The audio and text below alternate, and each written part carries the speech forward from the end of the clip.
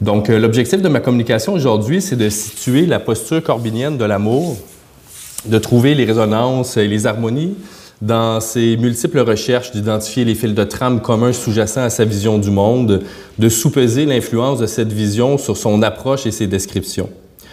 Bien évidemment, ce programme-là est beaucoup trop vaste pour une seule conférence, mais il m'apparaît plus important d'essayer de cheminer que d'arriver. Donc, plutôt que d'essayer de vider la question par rapport à une période ou à un livre spécifique de Corbin sur la question de l'amour, j'ai décidé de faire une espèce de survol de son œuvre pour circonscrire les principaux mécanismes de la métaphysique de l'amour. Puis, je vais me concentrer plus particulièrement sur son œuvre de jeunesse. Pour ce faire, donc, j'ai décidé de partir de l'œuvre de jeunesse de Corbin, c'est-à-dire de ses premiers travaux publiés dans Eket Nunc, de ses traductions de Suravardi et de ses textes influencés par le protestantisme. Et j'ai essayé de les télescoper un peu avec ses travaux sur Rouzben Bakli de Sheraz et le thème de la théophanie, mais plus particulièrement le thème de la théophanie. Quoique l'amour est un thème central de l'œuvre d'Henri Corbin, ce dernier n'en traite pas, je dirais, directement. Pour Corbin, la question n'est pas « qu'est-ce que l'amour ?», mais plutôt « qu'est-ce que l'amour manifeste dans la relation à Dieu ». C'est l'opération métaphysique de la relation d'amour qui intéresse Corbin, non pas ce qu'est l'amour. Donc, d'abord, une première remarque sur la détermination de l'amour.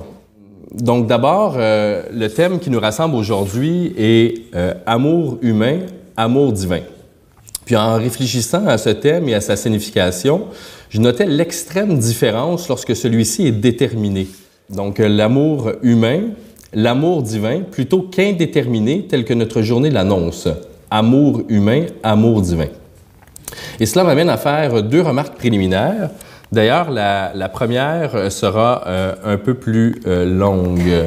Donc, en effet, du point de vue métaphysique, la détermination de l'amour envers un objet, qu'il soit humain ou divin, a tout le potentiel d'en séparer, d'en historiciser le principe métaphysique, du moins tel que Corbin l'a exposé dans ses ouvrages, c'est-à-dire dans le contexte de l'expérience mystique et de la gnose qui s'y rattache. Un danger que Corbin soulève avec vigueur, car il pourrait rendre inaccessibles les faits spirituels, les faits religieux et les symboles à l'anthropologie philosophique. Le problème de l'historicisation n'a rien à voir avec le rejet de l'histoire historique. L'historicisation, telle que la dénonce Corbin, c'est cette approche qui réduit la métaphysique à l'historique. Ici, la question n'est pas de savoir si les faits historiques sont plus vrais que les symboles supportés par la foi, mais bien d'éviter une confrontation qui chercherait à déterminer un vainqueur dans une espèce de polarisation exclusiviste. Le chemin de traverse qui permet à Corbin de contourner cette apparente dualité exclusiviste entre foi et histoire, entre faits et symboles, c'est l'herméneutique. Plus précisément,